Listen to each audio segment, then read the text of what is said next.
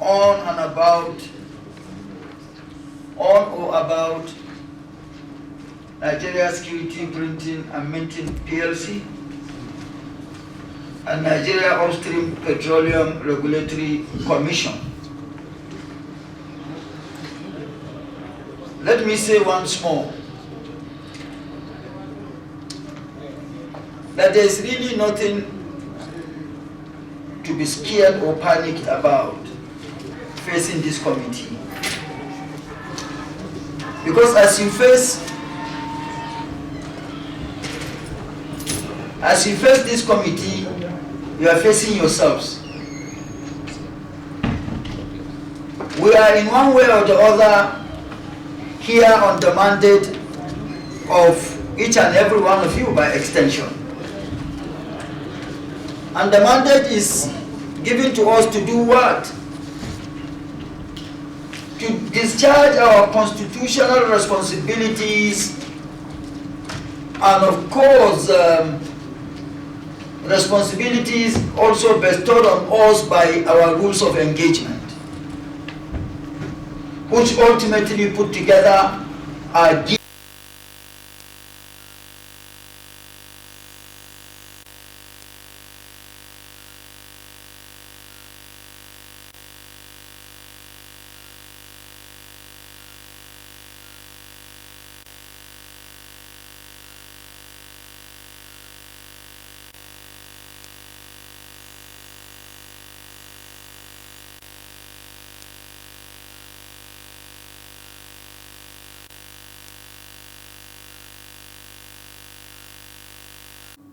the last speaker, who is very much experienced, knowledgeable and experienced in auditing and financial matters. But permit me to say that regardless of who prepared the document, there is negligence from the side of your management.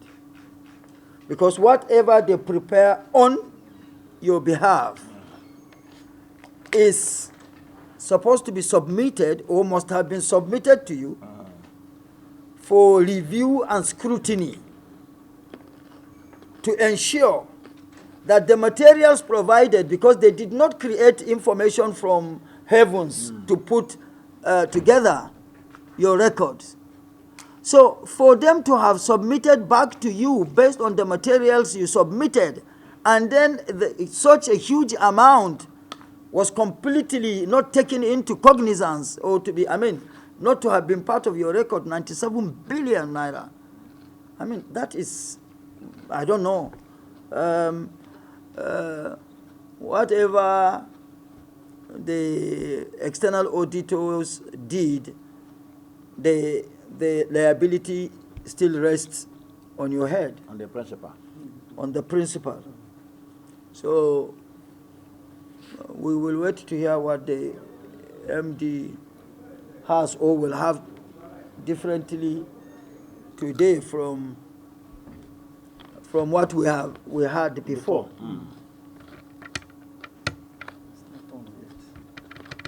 I think it's the system.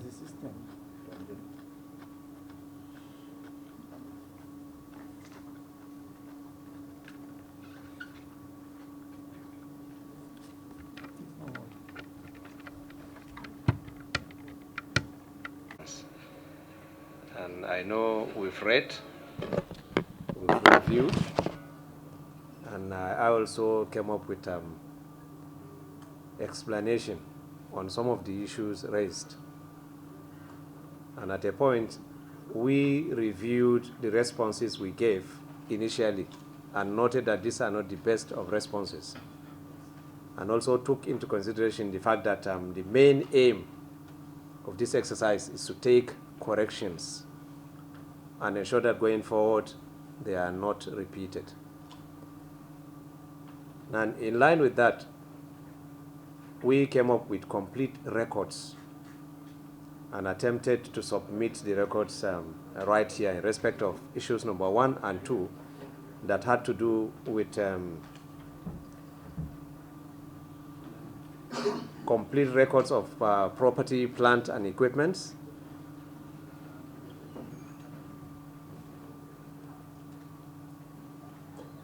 And then on inventory.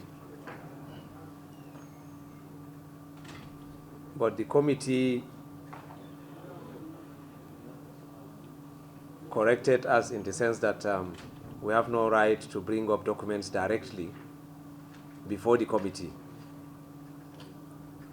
And therefore, we had to pass such documents through the Office of the Auditor General for their note, and then through the Secretariat to the committee. I think that has been done over a period of time. And we want to believe that we've taken note of the first two issues, and we came up with complete records concerning those two observations. So I want to seek the understanding of Mr. Chairman for us to admit these documents and then look at them at this point. Okay, but you can explain the content of the documents have been installed, like the plant and machinery, 74.5 billion. We need to see those machines and how it works. It's very, very important. Likewise, the building, and all these things happened in 2018. They were in 2018 budget. No. Okay, they have been there. It's a record of every asset the company has. Yes. Over a long period of time. It's okay. Including those that have been fully depreciated. It's okay. And they are still being put into use. And mind you, we have heavy machineries. Yes. Heavy machineries. It's good to see them. Yes. For me, before I'm at a loss. I'm at a loss because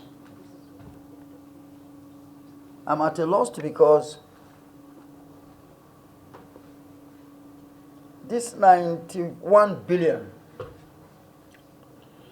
was not captured initially, right? Yes. So it was not captured because these items were not bought, or it was the items were bought, but putting the records together, the figure or the figures representing the purchase or acquisition of these items were mistakenly omitted, or after the first and second appearances of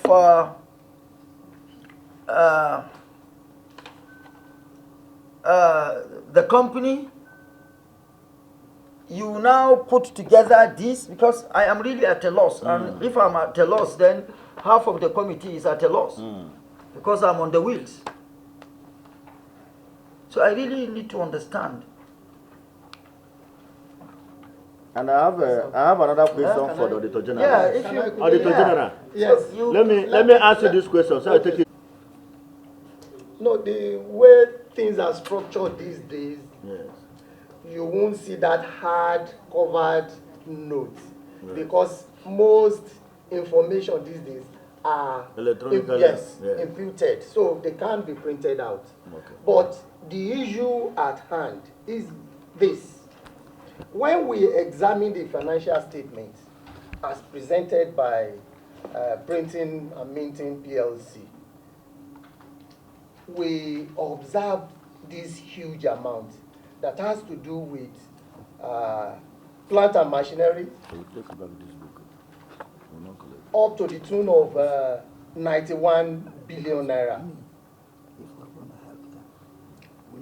When we made efforts to now verify the existence of plant and machinery, we realized that there was no document. If you claim to have acquired plant and machineries over the years, Yeah. to the tune of 91 billion, there must be documentary evidence. Yes. You just don't say we have plant and machinery to the tune of this amount. As at the time of audit, there was nothing to show that, to verify the figures extracted from the Yes. financial statement. And that was the audit issue. Now, Printing and Minting Corporation now came up with a comprehensive submission of the plant and machineries, building, motor vehicle, furnitures and equipment to the tune of 91, which appeared in the report. I think the challenge before the committee, just as I suggested to the chairman, is that we should look through and pick items to verify if these plant and machineries really exist. Before we now come to the issue of Yes. that Before we non-disclosure, now- yes. ab initio. Yes. No. Yes. Thank you, Chairman. I think the major issue here is the Nigerian Security and Printing and Minting did not maintain adequate records of accounts. Asset inventory ledger is one of the fundamental records of accounts. Simple. If you make any purchases, it may be true that all these items have been procured. But the fact that the ledger is not there, there is no evidence apart from the payment voucher to show that these assets have been procured. The normal thing is when you procure an asset, immediately you receive that asset, you record it in the asset inventory ledger and also give it its number and location. But in this case, this record is missing. And if this very important record is missing, there are a lot of possibilities. So many things can happen. So my suggestion to the committee maybe is if the Auditor General is agreeable to that, there is need for us to verify some of this by taking them randomly so that we can confirm really whether these items have been procured or not. And going forward, we expect the organization to have adequate and proper financial records. This is captured in the financial statement, financial regulation, and it's a very big offense. Failure to maintain adequate records of assets and liabilities of an organization. Thank you, Mr. Chairman. Thank you. Young man came after the earlier introduction. Yes. Senator Aminu Abbas, we start from you, and then. If you want me to go ahead. Thank you.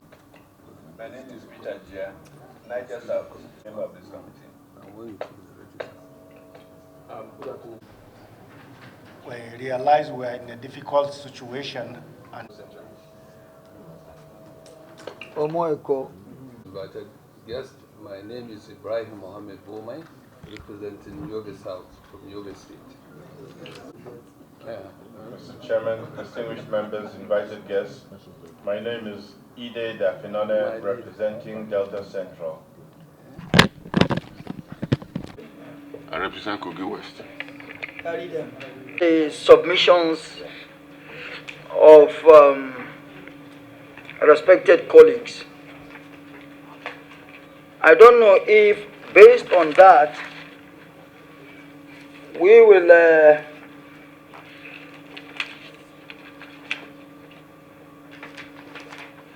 of course, it is obvious that that is the decision of the committee is for us to randomly, at a given time, pick items to ascertain the veracity or otherwise of the information provided by Security Printing and Minting. And if that is to go by, I don't know if it will be the decision of the committee at this point to stand down all other issues until that is sorted, or we leave that item and go on the rest items, because the rest items, taking them on, I don't know if that, yeah, yes, if that will take us anywhere, because the second, third, fourth, and the fifth, in fact, the rest items, we don't know if you have satisfactory, because most of them we were not satisfied with the presentations made by you at that time. I don't know if today you have satisfactory positions to really convince the members of this committee. And fortunately and unfortunately, the committee is so highly studied. Virtually everybody here is coming from one experience or the other. Lawyers, finance, hardcore politicians that bankers, and veteran legislators, politicians that have some have guided and contributed greatly to the merger that saw to the emergence of APC. So you have to be, yes? Mr. Chairman. The leader, sir, yes. Mr. Chairman, thank you very much for the opportunity. The printer and minter are coming in here for the second time. At that time, and the last time, we had asked them to provide some of these infraction. And I think the issue one has been laid to rest. We need to identify randomly those things that will go and ascertain and verify. That is laid to rest. Unless the second, third, and fourth issue are related to one, my take is that we take them. So that at the end of the day, it will be us going there to verify, and then we are done with them. Okay. So the second, auditor, second issue. Yes, sir. Thank you, distinguished chairman.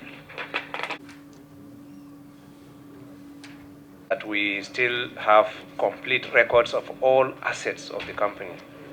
Yeah, nobody is. And they are verifiable. Okay.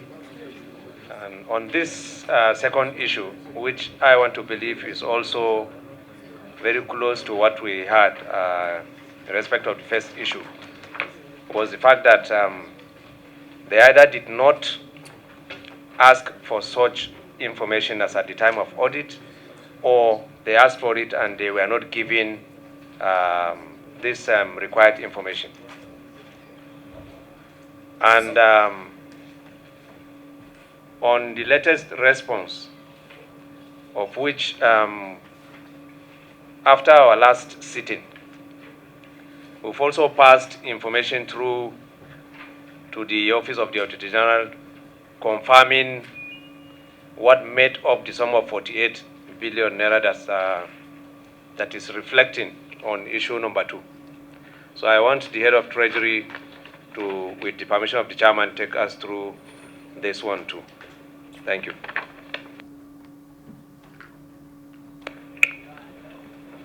Good afternoon, Mr. Chairman, other distinguished senators. Like we observe in our response, this whole issue was not brought to our notice while they were there. So we would have provided all these information. Point of order, please. Just a minute. Hold down your mic. Who do you expect to bring the matter to your knowledge? Because as a director, yeah, who do you expect to bring that matter to your knowledge? What I'm saying now, when auditors come, Yes. at the end of the exercise, Speak to the mic. there's exit meeting, which some issues will be raised, and if no answer is provided, before it can come up like this as a query, because sufficient evidence or answer was not given. Usually what happens here was, when they came, it was the management account trial balance that they used, which of course is different from the final trial balance. So the final trial balance is when auditors, after adjusting, passing all adjustments, so to agree with what's in trial balance will be what's in financial statement. In our response to them after the last meeting, we provided all this evidence. If they check the trial balance, which was used by the auditors to pay the accounts, all this order agrees with both the cost of sales, agree what is on the trial balance, what is on the financial statement.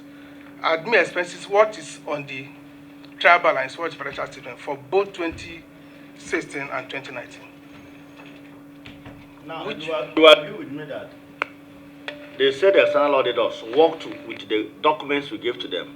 Sure, yes, it goes without saying. Yes, yes. Meaning that you submitted a financial statement, Yes, to them. and a trial balance. Yes, sir. They did the external auditing, Yes. which you forwarded to the Office of the Auditor General. What you forwarded to them when it came was what they call was the management account. Wait now. After the external auditing, you forwarded everything, your financial statement to the Auditor General's office. True or false? After the external audit, you forwarded your financial statement to the Auditor General of the Federation. True or false? We were supposed to do that, sir. No, answer me now. Let me explain, sir. Okay. As at that time, there was no board. As at that time, there was no board. So it is when after signing of those financial statements before. So you didn't submit that to the Auditor General's office? As at that time, which when board was constituted, we submitted it. When did you submit the financial statement? I think 2001 thereabout, but I will confirm. 2001. So sorry, 2021. Sorry. 2021. Yes. You looked at it before submitting it. The one they use, sir, Yes, is sir. the management account, not the audited financial statement by the auditors. Is that the right thing to do? You know, it was the. No, I'm asking you you're an accountant, right? Yes, yes. You're an accountant. Yes. Chartered accountant. Is that the right thing to do? Usually, sir, when they come, they ask for documents, we give to them. So if there are queries or there are variations, they ask. So our observation that at that time, they didn't, if they've asked us, they have provided all these informations. But as a professional, as an official, it goes without saying that the trial balance and the financial statement must tally. If it doesn't Yes. tally, you go back and ask why. Yes. Just like a banker, after daily transaction, this must balance. If not, he's not leaving his office for the day.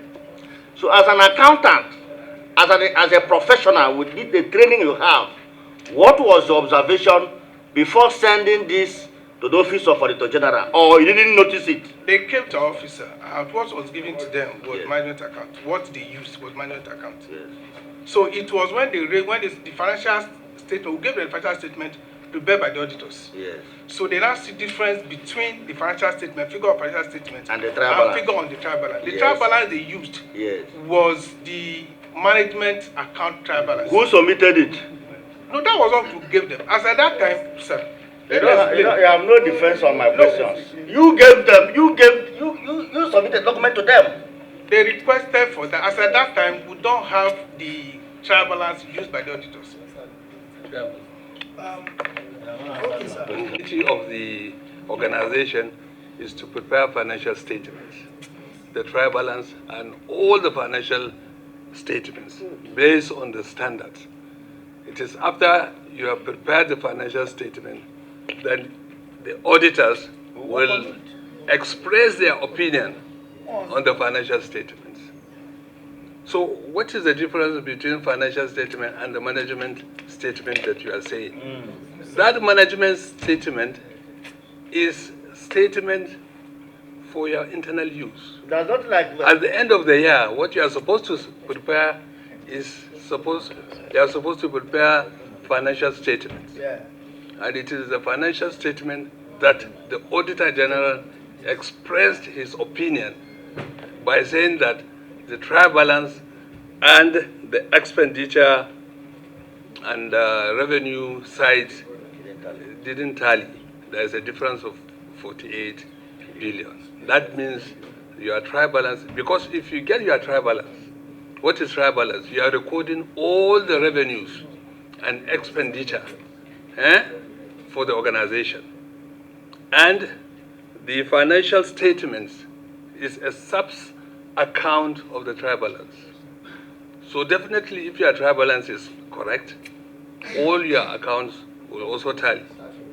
If there is a difference in your between your trial balance and your accounts, definitely you have not maintained adequate records.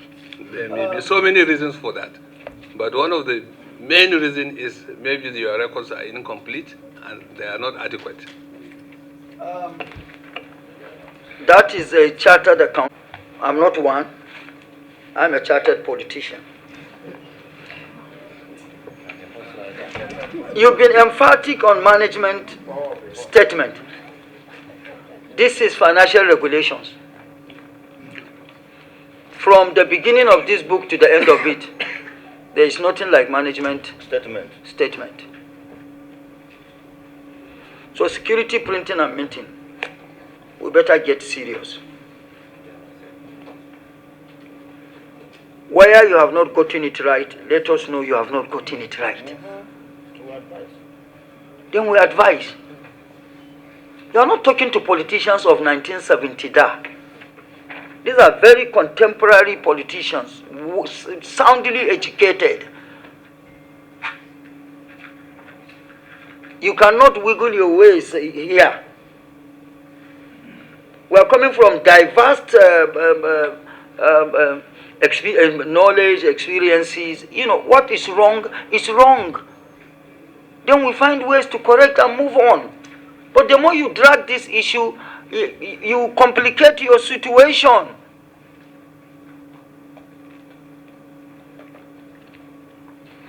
To portray what I said, I mean, distinguished Senator Bomai has got to the level of defining for you financial statement and the ingredients that make financial statements, trial balance and what. Then you know that we are not just coming from nowhere.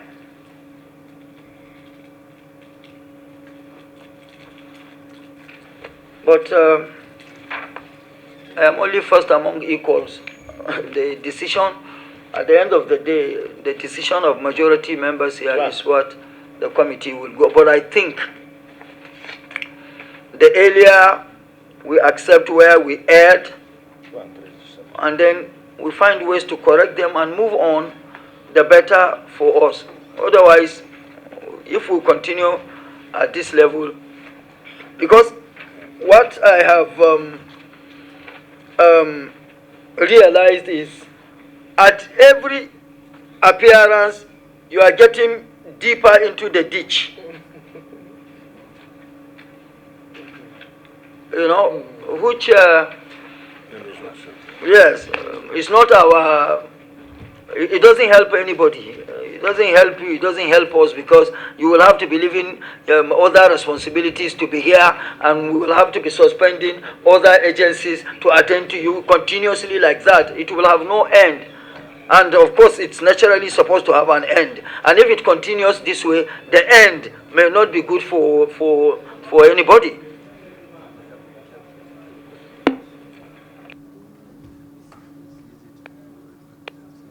Mr. Chairman, sir, may I say that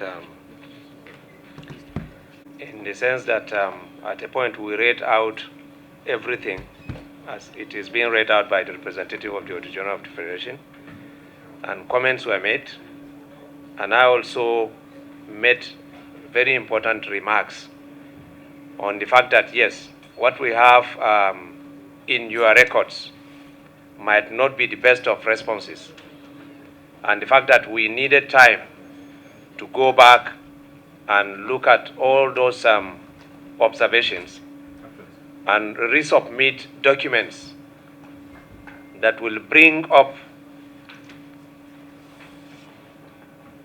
the differences. Another heavy weight on you.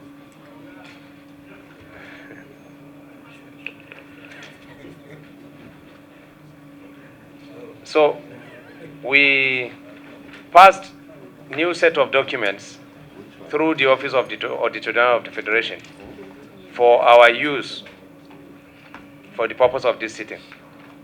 And just like in the case of the first issue, where we also came up with documents amounting to about 48 billion, that was the difference between the trial balance and what we have on the financial statement.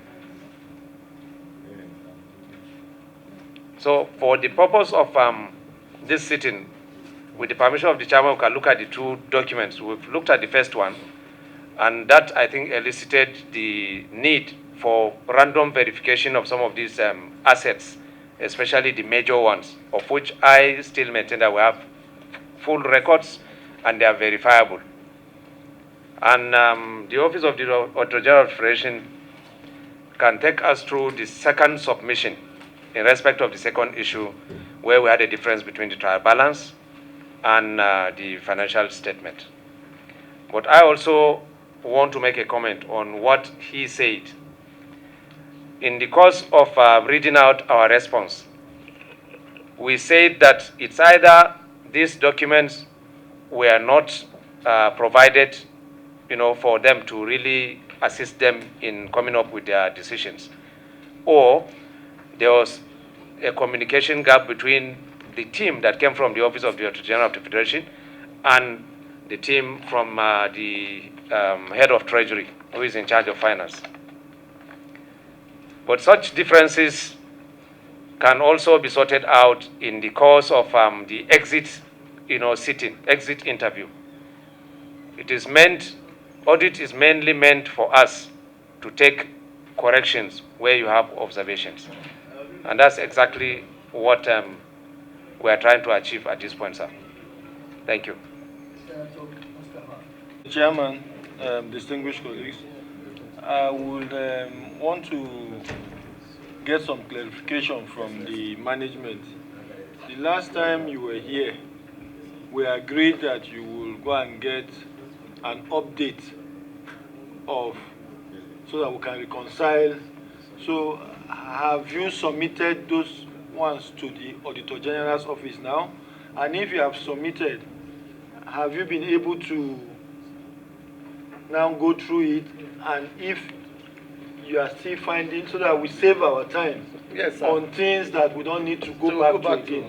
Yes. So that if there's still a vacuum in your queries, let us address those particular. Yes. Yes, sir. Thank you. This is thank you, distinguished. This is the way audit operates. When you go to an organization for audit exercise, you identify weaknesses. Those weaknesses are indications that your internal control system is not strong. And when you have weak internal control system, it leaves room for probably losses, collusion, and everything negative you can think of. When you identify these weaknesses, you can now increase your sample space and continue to work on. When you fail to make available your ledger for plant and equipment, it leaves room. The issue of management letters, the issue of even the management account that he's talking about. I don't think Original will go there and pick it by himself. I think it is handed over to them to work on it. So if the management letters sent to them, I think they need to respond, and I think they need to clear issues on all those issues. I mean, all of us know, as an accountant, all these issues you are saying, that is the right thing to do. And if it is being done, then it is left to us now to sample it and check what they have responded on. But there is no reason for him to come here and tell us the difference between the trial balance, the management accounts. The management account is prepared and sent by them. Nobody will come and pick the management account on their own. So I think it's not reason enough. So whatever decision that is taken, it is now left for the committee to look at this. But let's stop wasting time on this issue. Thank you. Chairman. Yes, sir. You introduce yourself. When before then, sir, Nkwambo came in, and I said, I whispered, another heavy weight on you. Yes, we are talking finance here. We are talking audit here. So we are talking you. Accountant General, Governor, just to vindicate me on what I said earlier about this committee. It's a highly studied committee. Yeah, so, the earlier one realizes what is wrong and the person confesses that, we move forward. Otherwise, anyway, let's listen. Introduce yourself, sir, and then you take. Thank you. Ibrahim Dankombo, Senator representing Gombe North. Let me, first and foremost, Chairman, apologize for coming a bit late. But what I want to say is the basis for the preparation of final account is the trial balance. So if the trial balance is wrong, completely, everything about the account is wrong. Completely. Not one item that you can pass an adjustment, or 2 items or 3 items. The complete financial statement may be not stated correctly. So I think it's a bigger issue we will look into, Mr. Chairman, if you will agree, with the Auditor General to look at the adjustments. Maybe they have identified some items in asset register or something, so the other one or this one, But there is no basis for you to prepare any financial statement when there is no trial balance, because it's wrong. Ab initio. And the internal control mechanism in the organization is not working properly as it should work. So if there are fundamental differences in the trial balance, let us know them first and foremost before we get into the differences in the financial statement. Thank you, Mr. Chairman. Thank you, sir. Go to National Assembly workers. Mr. Chairman, sir, my name is Adam Saliu Eric Oshomole. I apologize for coming late, even though I came in a little earlier before the best Accountant General of the Federation that we have had, to my knowledge, in recent years, particularly after seeing what has happened to some of his successors. So he brings on board a huge weight of experience and competence to the work of this committee. So I am not going to sit down here to attempt any technical analysis, but just to make a point that my understanding of our work here is not to effect correction alone. So I heard the MD saying final meeting, etc. I think the primary work of audit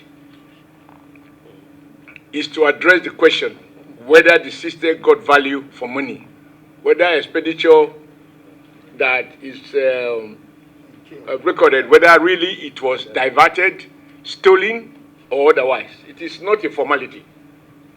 It is through the audit that we can reconcile intentions with reality.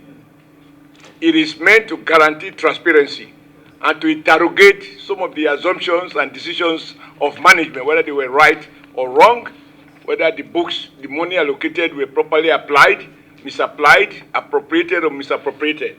So for me, it is not about one teaching you how to balance your book or not balance your book. And I cannot imagine that a company with the huge turnover that you have can hire competent hands who are qualified as seasoned accountants, chartered for that matter, who knows what it takes to balance books. But if you are wrestling with the fact, my conclusion is there's much more than meet the eye. And the problem of sustaining one lie is that you need several lies. In my view, we are not supposed to give you time to prepare the books. So that amount to cooking the books to meet the answer. Exactly. The book ought to have been a fair reflection of what you know transpired. Any other thing you submit amount to duplication of documents. So one of them must be a lie. If it is not in line, then somebody who is not competent handle it. And if it's incompetent, it shouldn't be in the payroll of the federal government. I just thought that you raise these issues about the whole work here. We are not here to teach or to learn. It is to find out whether the money appropriated by the National Assembly was judiciously applied, and that the Nigerian people got value for money, and that the money was not stolen or misapplied or misappropriated. And if it is misapplied or misappropriated, there are ample provision for appropriate sanction. It is not about teaching, learning, updating, and helping you to go and balance the books.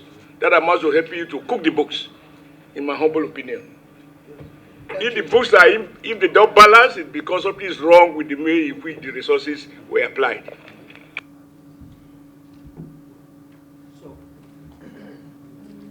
Let's make progress. On issue 1, the recommendation of, having listened to all that have been said, the recommendation of the Auditor General is what will prevail here. The Managing Director and Chief Executive Officer is requested to account. Issue 2.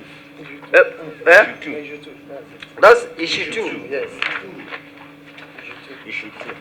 Yeah. We're doing inspection on issue 1. Yes. So Then okay, issue 2 is explanation not satisfactory to the committee. Yes. And the recommendation. And the recommendation, that's what I was reading.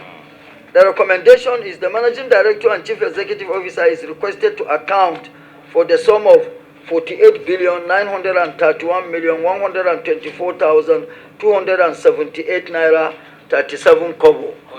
Only. So we go, Auditor. Issue 3. Private company. But you may also know that government has share in this company. And as such, you are bound to follow the necessary due process.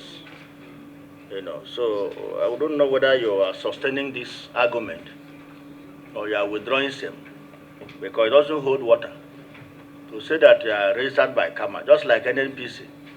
NNPC is, of course, of the same status with you. But of course, government having a share in that company, we supervise them, we regulate them, especially as it relates to the remuneration of the workers. And of course, that is even why you're here. Because if your argument can suffice, you can't be here, we can't ask you to come. Being a private company, we've not asked Fidelity Bank to come. We've not asked UBA to come. But to have something, you are privy to us, you are privy to government, so we must supervise you.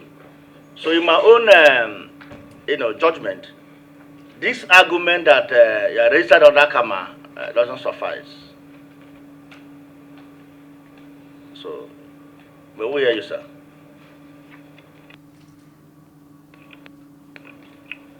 Thank you, Mr. Chairman. I think this was also discussed extensively in our last appearance. And we want to state at this point that we've had correspondences with the National Salaries, Income and Wages Commission. And we have it on record that yes, being a company registered under KAMA, we are not to seek for approval from them. But whenever we have the cause to adjust emoluments or to increase salaries, we need to notify them so that it will be on their records. Since we are not on EPs, we run our salaries on our own. So I think we also have copies of such correspondences as part of what we've attached here. But going forward,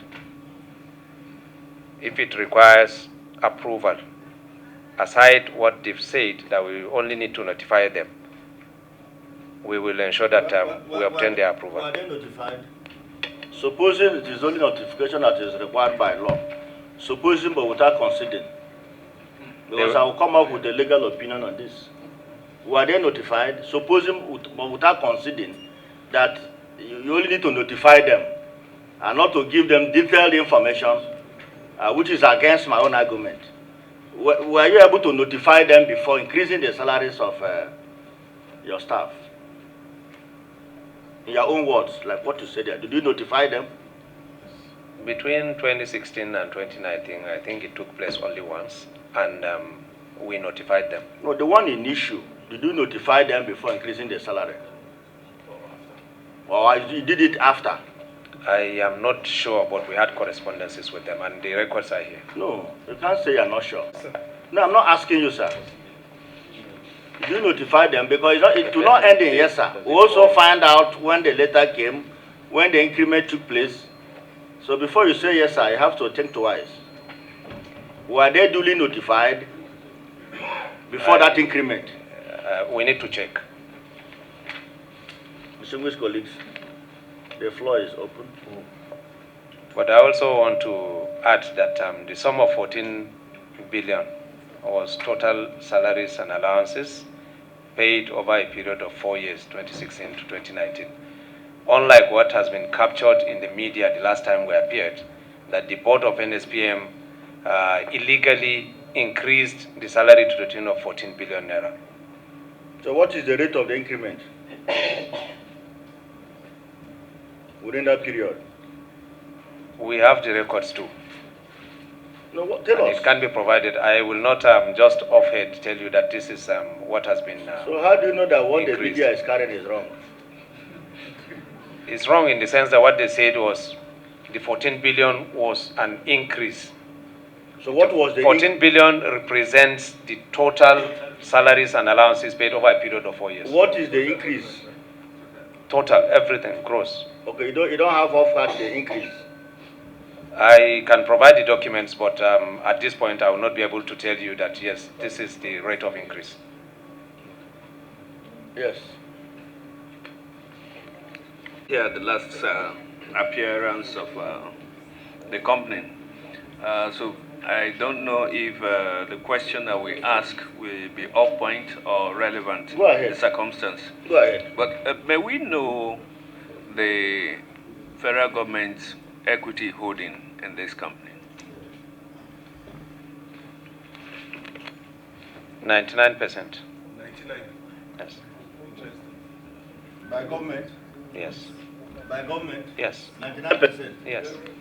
And they say, well, I don't have control. No, you have control. 100% control, not I thought 99. it's about 25%. too. Is a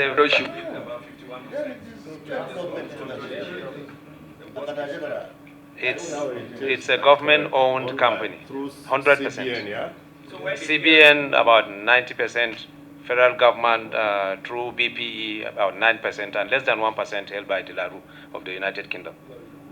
So why it's missing PLC? well, it's a company registered under KAMA, so. Yeah, they registered on that common, but it shouldn't be. You have just about 3 shareholders. It's not quoted.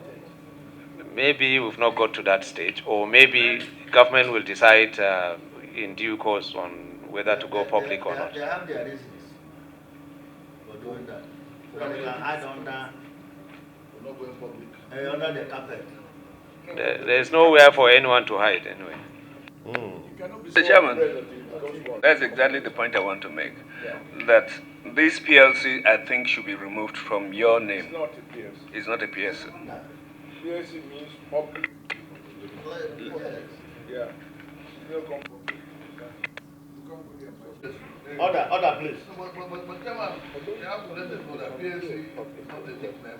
I think they have understood that. They have understood that.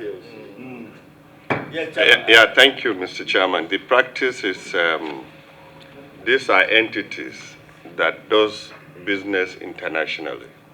So they must have a name, for which you will do transaction with. In those days, when we had government entities like NNPC that were not registered, we cannot operate accounts for those kind of company, for instance. So monies from the Federation account were lodged into people's name in those days because if it doesn't have a life, Yes. it cannot have a life, Exactly. as you said. So that was why they are registered and limited by shares. You know, and that is why the investment is like that. And De La Rue came in. That 1% is a representation on the company to show the diversity only. Like he said, they are owned by the CBN substantially and very limited by Murphy. Murphy, during privatization too, you know, were taken over by the BPE, the shares of Murphy.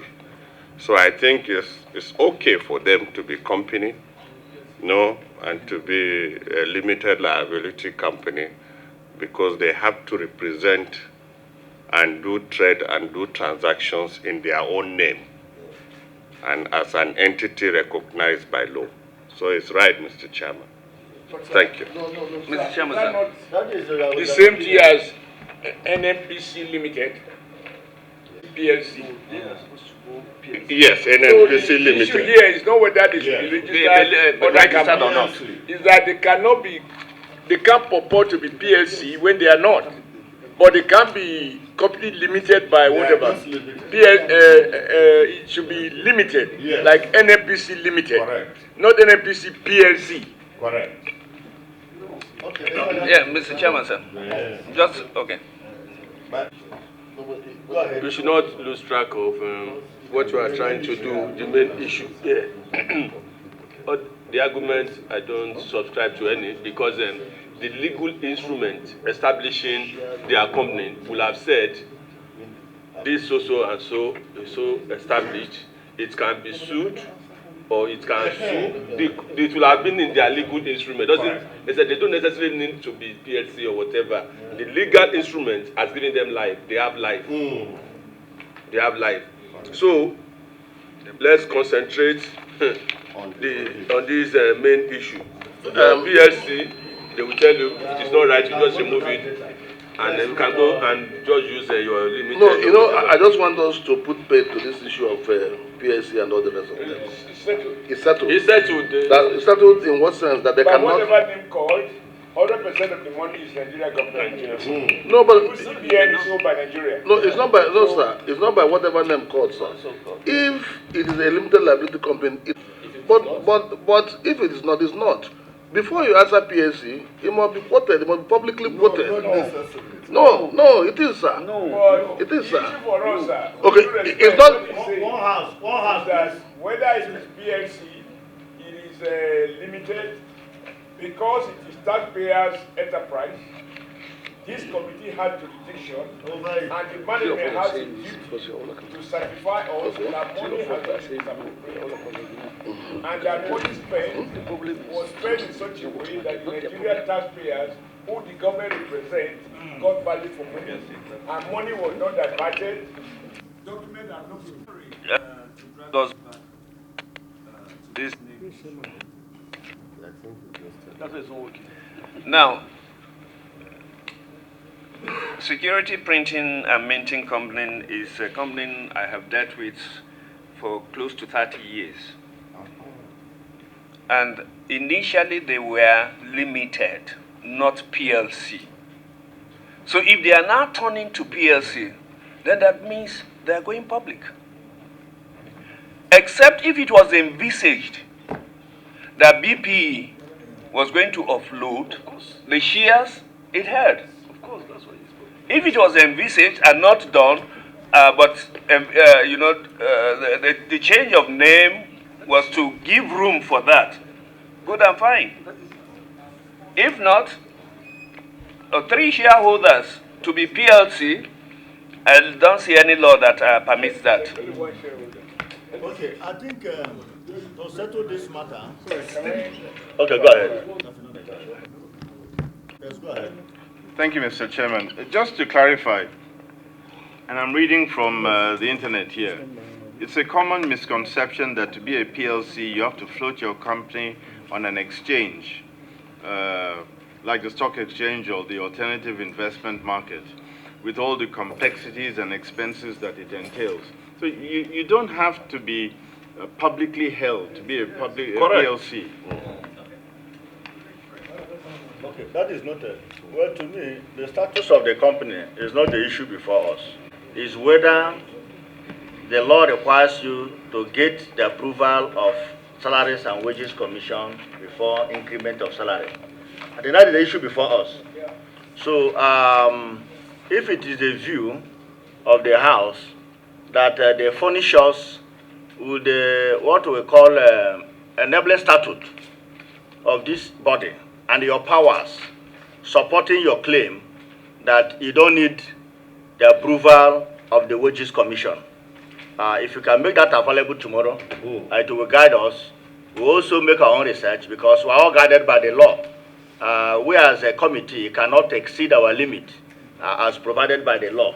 If actually you have powers to do what you did without obtaining the permission of the Wages and Salary Commissions, then you have not done anything wrong.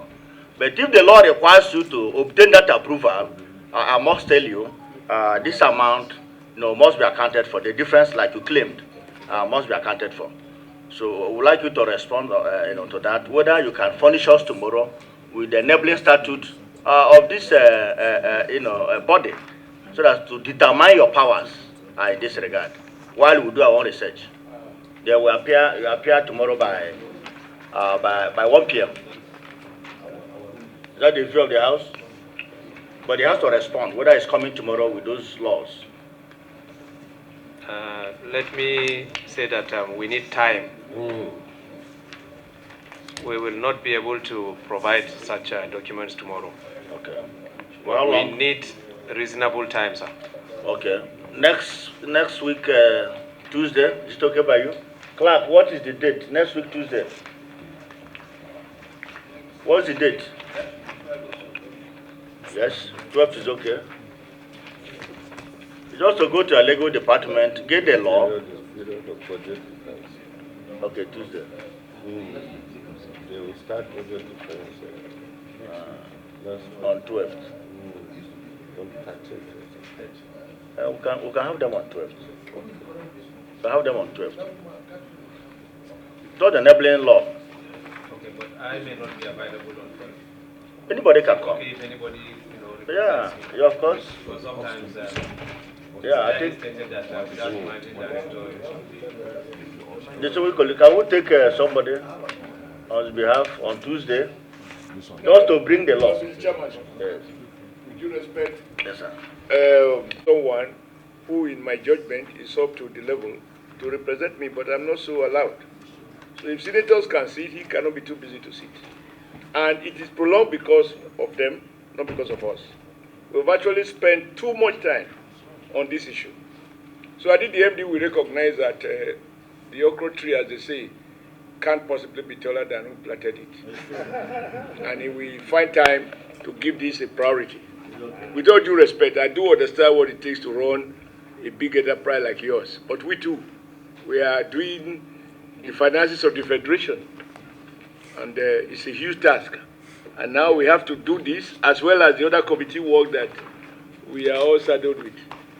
So MD sir, it would be nice that you show up, just so that we can wrap up this quickly and you can go do what you are doing and we can continue with other matters that we are expected to be dealing with at this point in time. Thank you, sir. I think that is the view of the next week at 2 p.m.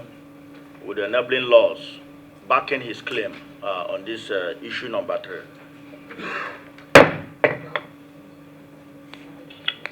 Issue number 4. Issue number 4 is on page 2. yes, we need to add. Go ahead. On your mic. Okay. Distinguished Chairman, let me say that the last time we came, we also extensively discussed on this, and at a point we've agreed, based on Section 4, subsection 4 of the Pension Reform Act 2014, which indicates that the employer can elect to bear the full responsibility of the scheme. However, management of NSBM PLC chose to contribute 18% while staff contributed 5%. Hence, there was no overpayment of salaries to staff or loss of public funds in this instance. Auditor General. Okay. The chairman, well, thank you very much. My observation is simple. While the employer, which is the Printing and Minting Corporation, can elect to pay more than the 10% that is required, the law does not allow the employees to pay less than 8%. It's a clear violation of that paragraph. Not in the one they contributed, but for staff to pay less than 8% is a clear violation. You should not drag this. You should just make amend. There is nothing to drag about this. It's a clear violation of employees' contribution in the Pension Act, as stated by the Pension Act. No two ways. No two ways about that. No two ways. My name is Adams Aliyu Shumale, a former president of Nigeria Labour Congress. Former governor of Edo, and now senator of the Federal Republic. I was a party to the drafting of those laws and the setting up of contributory pension to deal with the problem arising from pensioners not being paid. My recollection, unless the actual statute is shown to me, is that the employer can decide to pay in whole. Actually, justice, if we were to look at social justice, given the poor remuneration in the Nigeria public service, it makes sense for the employer to take off this burden from the employee. Perhaps the only thing we might say is that if the MD was running his private company, he may not want to take that kind of burden. But he is fortunate to run a government-owned company. And he chooses, the management chooses to pay the pension liability on behalf of the worker. I found nothing wrong with that immorality. And if there is any conflict with the law, I need to see it. I think my recollection is that the employer can increase, but there's no law that says that if in the end the total sum is less than the minimum, that you are legally liable.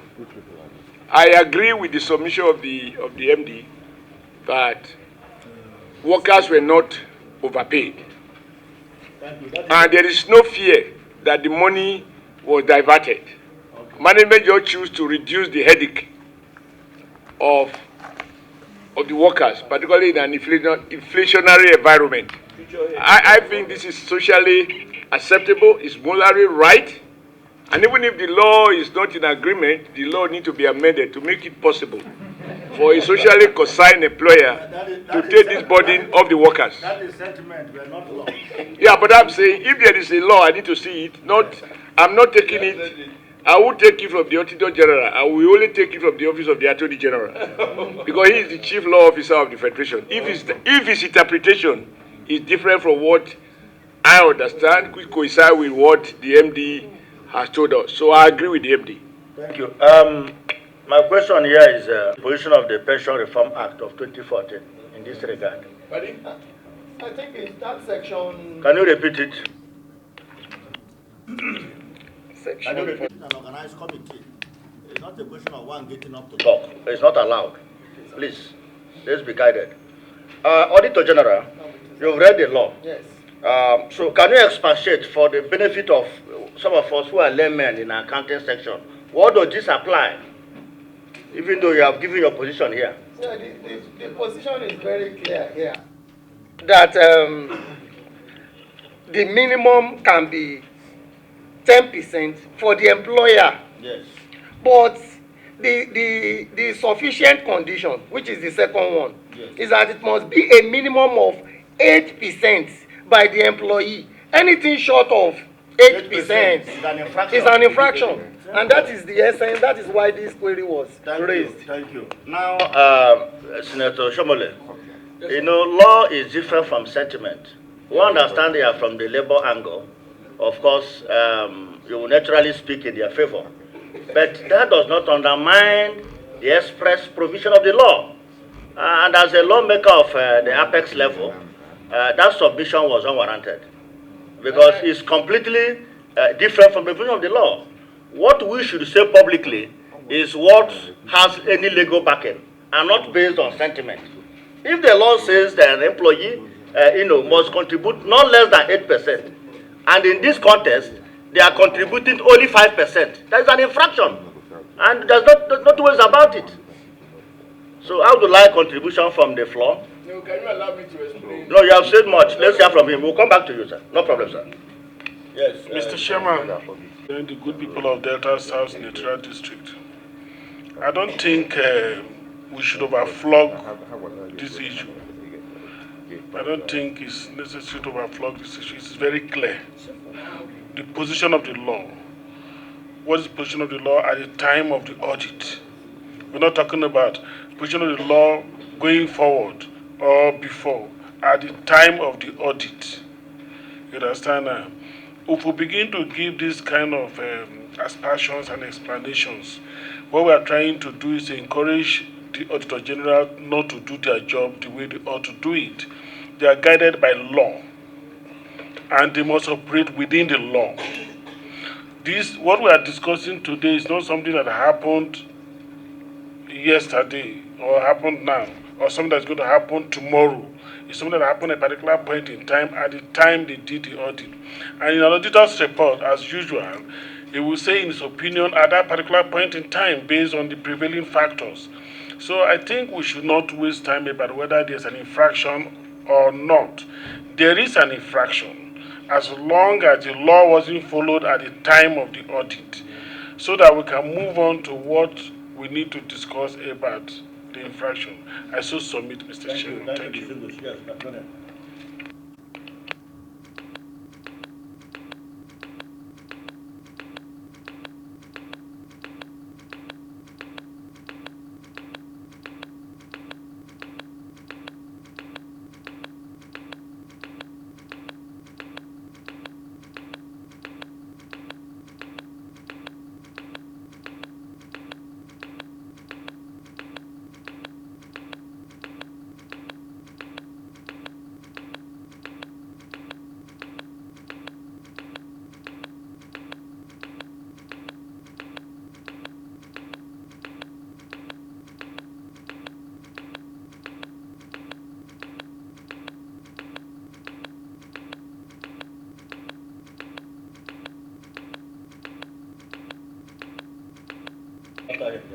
Mr. Chairman, I still want to go back to my earlier statement about the position of the law.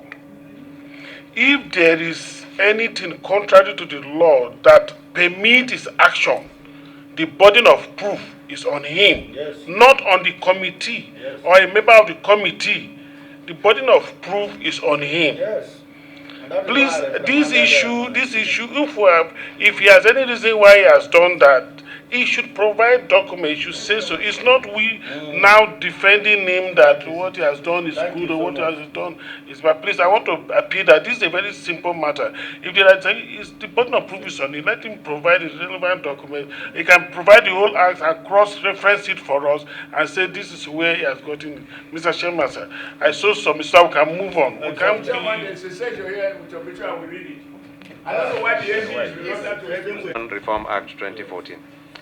Now, aside reading 4, subsection 1, which we've done already, we need to look at 4, subsection A and B. And I will read, notwithstanding any of the provisions of this act, an employer may agree, A, on the payment of additional benefits to the employee upon retirement, or B, elect to bear the full responsibility of the scheme, provided that in such a case, the employer's contribution shall not be less than 20% of the monthly emoluments of the employee. So we are relying on this subsection B because in our own case, as a company registered under CAMA, the highest decision-making body is the board. 4 sub 2. Please, I'm not seeing where you're reading. Sub 2. Sub 2. Yes. The rates of contribution mentioned in subsection 1 of this section Yes. may, upon agreement between any employer, By calling attention to this place. Because it's supposed to agreement. But on a condition precedent. okay, I would go to General. Yes. I know quite well that all such agreements are reached from time to time based on the joint consultative committee meetings. Is it in existence? It is. And approval of the commission as at that time? Because that's what the law says.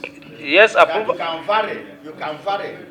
You can vary this section A and B. That's why it said the rate of the contribution mentioned in subsection 1 of this section may, upon agreement between any employer and employee, be revised upwards, meaning that you can pay more than 8%. As an employee. Yes. Okay. So is there any such agreement and approval from the pension commission? Sister, you are nodding your head. Talk. No, talk to us.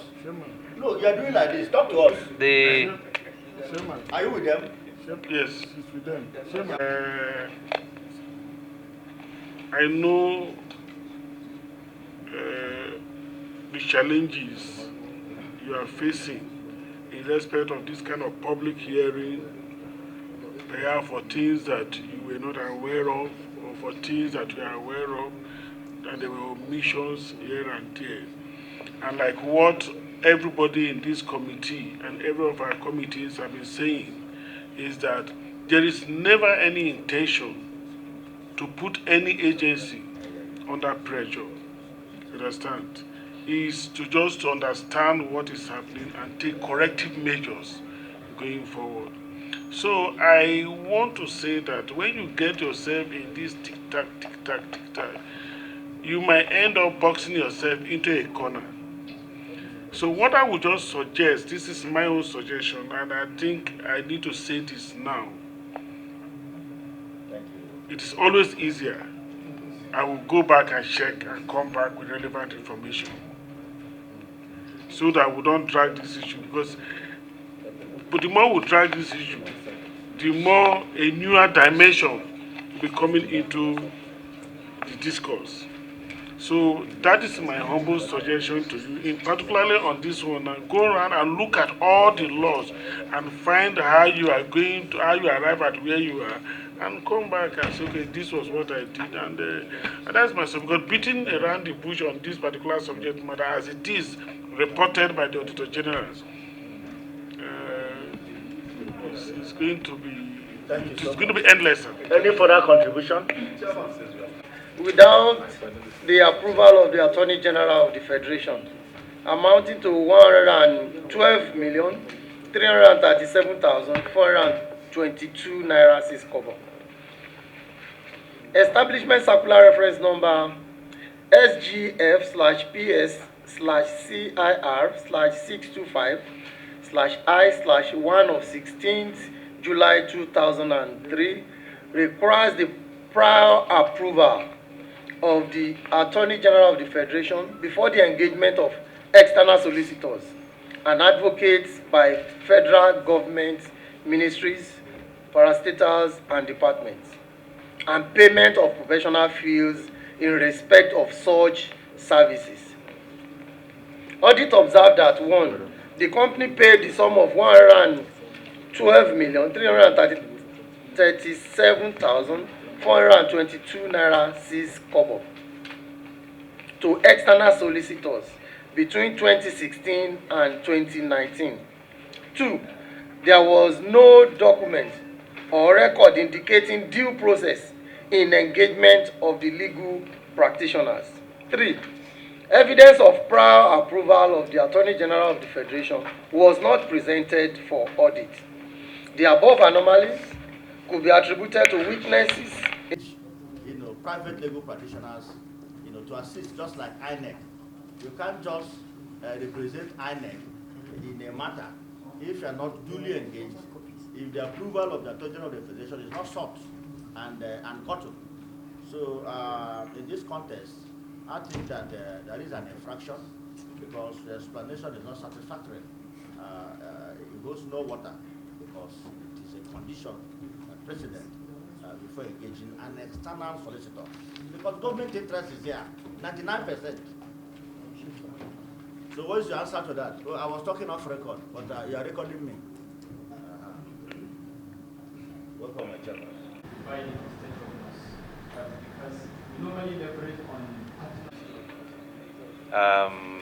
They said ignorance is not an excuse, but it has happened. The fact is that through our legal department, we've opened a line of discussion with the Office of the Attorney General of the Federation to see how we can discuss and find a solution on what has already happened, and also established a roadmap on going forward.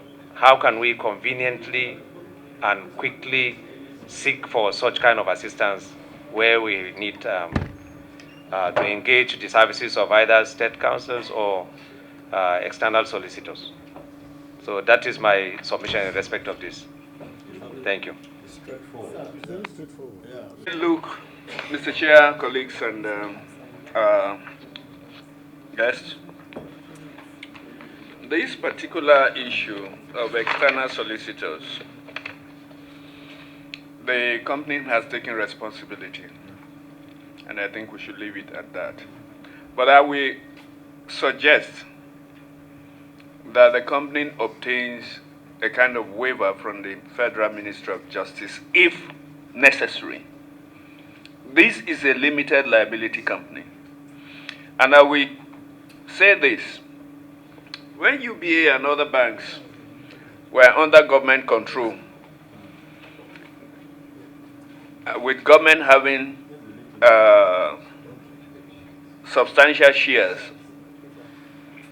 no reference was ever made to the Attorney General's office to appoint external solicitors or in dealing with external solicitors. Yet they were still government-owned banks. And I say this because that is my background. I came from there. And I was part of the old First Bank and old UBA. So for them to wait for the Federal Ministry of Justice to approve their works, we hang. So if the circular insists, or it's mandatory through the circular for them to obtain that approval, then I think they should just ask for a waiver, because waiting for the ministry to give such approvals will delay their work unnecessarily. And that's my submission, but they have taken responsibility. Thank you, distinguished colleague. Can you off the mic? It's clear here. He said that the approval of the Attorney General must be sought before engaging a private legal practitioner to avoid waste of government resources. Because when we dig deeper, we'll ask for the type of matters you had that took over 100 million, within that time frame. That is question number 2. But we may not go into that. But the law is that you must get the approval of the Attorney General, except if you have a spurious argument backed by law. Backed by law, you can furnish us with that on Tuesday. If not, that is an infraction. Chairman. And we can't look the other way. Has accepted this position. So we look. Limited liability company. Are you? Yes. No. I just want, sir, I'm here. I'm the chairman, but I need to be, I'm learning. Are you? We're a company registered under Component and Allied Matters Act. So there was an argument on whether it's a limited liability company or a PLC. But what do you, under what umbrella are you appearing here? You are appearing under PLC. So, you are not a limited liability company. If you are within your premises, you are not here. You are PLC here. Because we have to be well guided so that we don't, we can take wrong decision on you if, depending on on the perspective or the angle we are taking. Yeah, exactly. So, to say is this. This idea about public-private ownership of companies is creating a lot of administrative bottleneck. It is gray in Nigeria when it was started. It is now that we are trying to firm it up to put people in the right perspective. As I'm speaking with you today, agencies like NNPC are trying to say that they are not part, they cannot appear, or they don't want to be participating in the things that we do in terms of committees and rest of the budget events and rest of them. In fact, if I was just coming from appropriation, the chairman of appropriation was saying the NNPC group managing director has refused to appear and is sounding a warning. You see, they have this idea that because they are now a limited liability company, there's no difference between a limited liability company and a PLC, please. Let us be clear about it. Just that one graduated from one level to the other. You understand? It's about the number of people who are the ownership of the company and whether you have sold your shares to the public. So they are both limited liability company in a different perspective. So whether you are a PLC or not. You see, so the truth is that for people who are PLC or limited liability company, they find it a little bit strange coming before public accounts or government agencies for interrogation. But the truth, the reality is that government owns significant amount of shares in that place. And they are interested in that significant amount of shares. And you cannot take any decision without getting the shareholder, who is the government, approval for it. So the only thing I want to say that let us be guided, let's not just be carried away by that LTD or PS, let us not be carried away by that.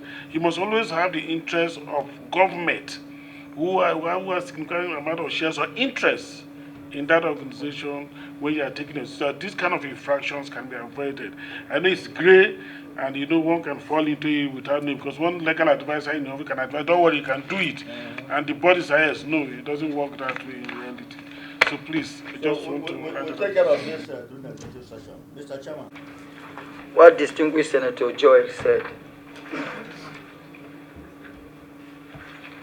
even if we take away the aspect or the part that federal government owns substantial share of NNPC, we still have the powers. Constitutionally, there is no body that the National Assembly cannot call, so long as that corporate body operates in Nigeria. We are here to make laws for good governance, and making laws entails or comes along with oversight.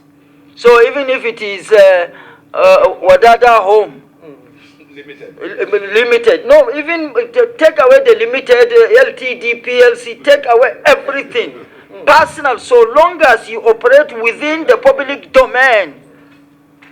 I mean, we have powers over you, because the fact that you operate within public domain, you could cause damages to the public, and we are here to protect the public. So PLC, LTD, whatever, let the NNPC know that. And I had this discussion in private before. I mean, we met somewhere and they were, I think, on board or something. National Assembly is they are now limited. I said, please, the fact that you are limited does not exonerate you from being called by the National Assembly. Even if federal government does not own 1% of you. For public interest. Exactly. Another thing, sir, is what was reconstituted.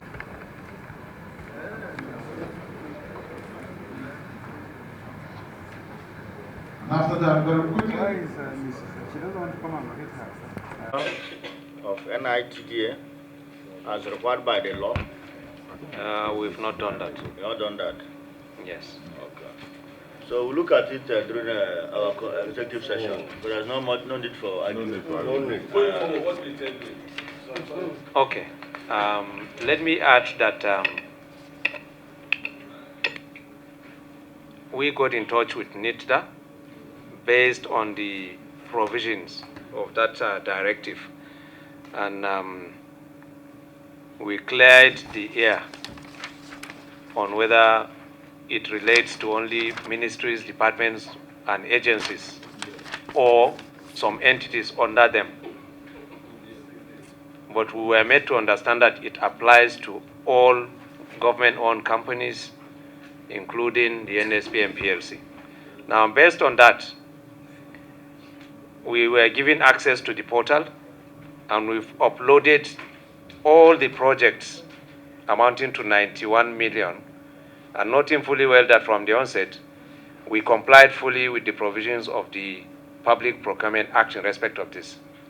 So we've uploaded, and we are in discussions with them on whether this, approval will be granted in retrospect, first of all. And then going forward, we've also started uploading all other projects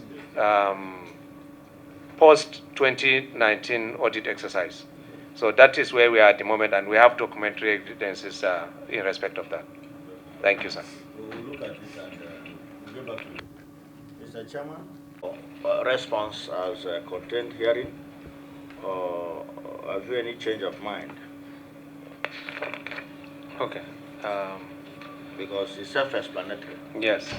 Let me... Paid with the profit of the company, instead of allowing the employees to, carry their cross. And you may be a good man, but not a good citizen in this respect. So the difference between a good man thank and you, a good citizen.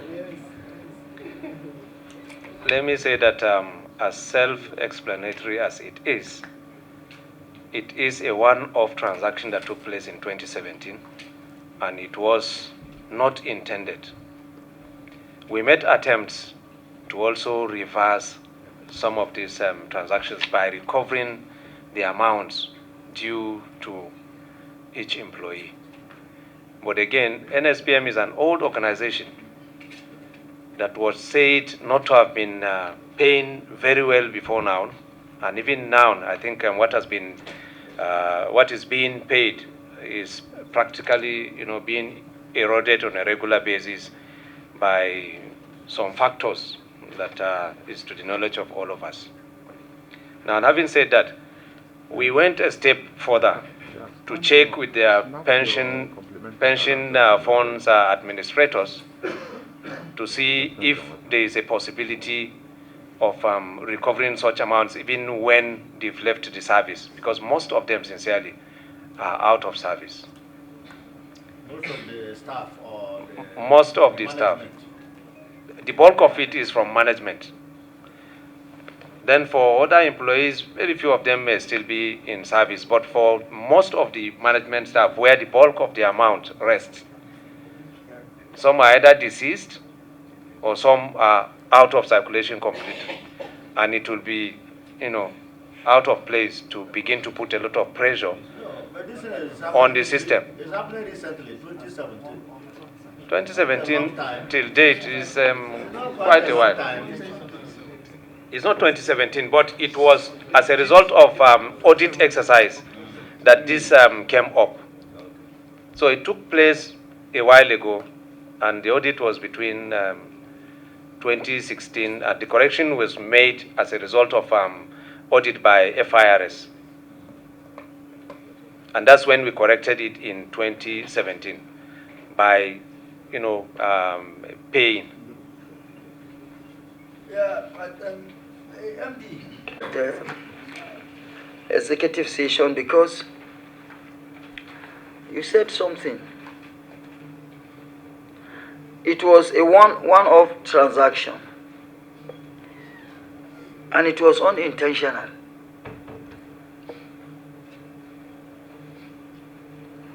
So we look at it at executive session and take and take decision. Exactly. Because the more you talk on the issue, I think the more complicated you make it. Yeah. So no sense of that, Mr. Chairman, why approve what? Motion for adjournment? I want to throw more light so that I want to throw more light so that you can go with that. On my appearance on Tuesday. No, you are appearing in person. Yes, I want to say that I've just left the hospital. And I told the chairman even before we started this sitting, and I have an appointment against Tuesday.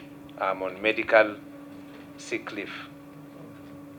And it's because of the importance of this sitting that I said I must come. Because the last time I came, I took permission from the vice chairman, and I had to go and get prepared for a board meeting. So, with due respect, I've listened to the comments made by His Excellency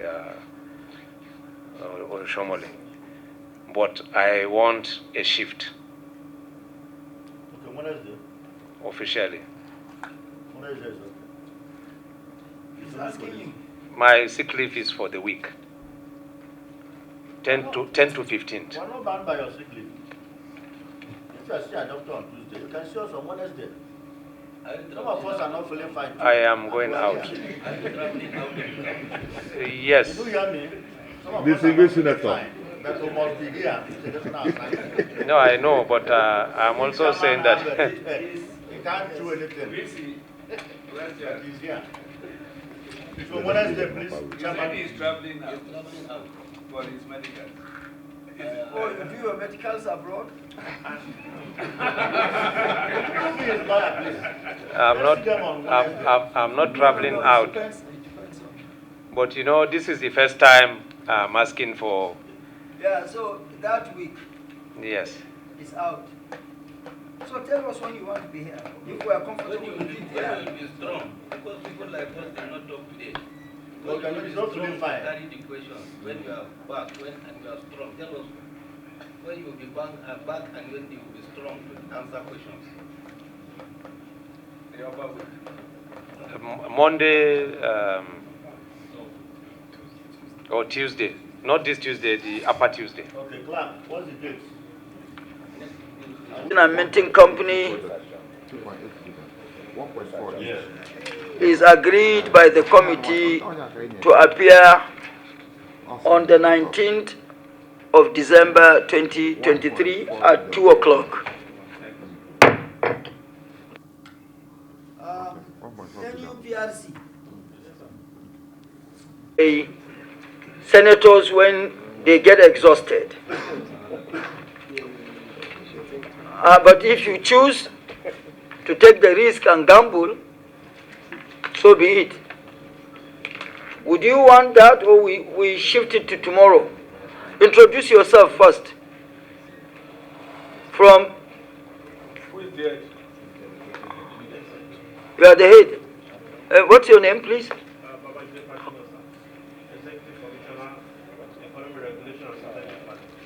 Okay. Head Commercial Legal Services. This is CBN, right? No, NUPRC, Nigerian Upstream Regulatory Commission, the former DPR, right? Eh? Okay, of NUPRC. Eh? ICAC. ICAT, okay.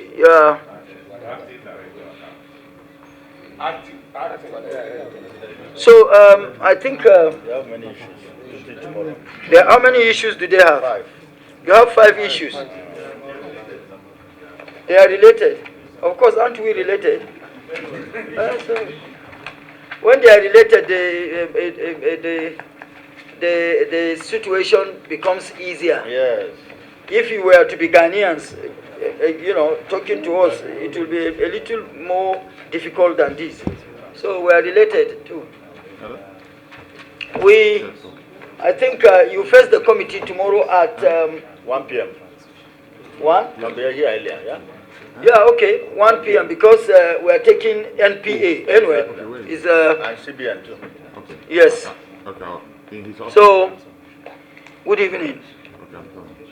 Motion for adjournment, Mr. Chairman. Who seconds? I second. Okay, sir. The Committee on Public Accounts is adjourned. The sitting is adjourned to tomorrow, the 7th of December 2023 at 1 p.m. You can report on that matter in an hour's time. When you know. Chairman has spoken.